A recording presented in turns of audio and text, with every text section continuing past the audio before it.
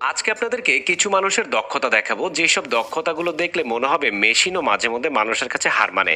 এখানে দেখুন, একটি মেয়ে প্লাস্টিকের ফিতা দিয়ে চাটাই বা কিছু একটা বুনছে, কিন্তু তার গতি দেখেন মেশিনকেও হার মানাবে।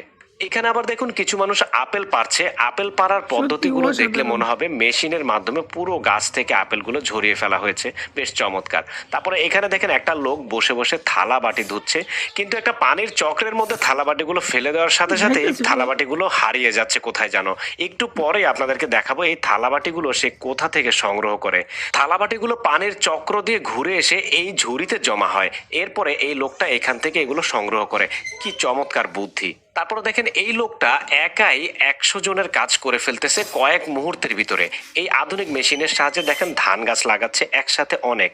তারপরে দেখেন এই লোকটা মাছ ধরতে বসছে, কিন্তু খাবার নেই মাছের। তার জন্য দেখেন এই যে সিগারেটের শোলা কেটে এইটাকে একটা বিশেষ ধরনের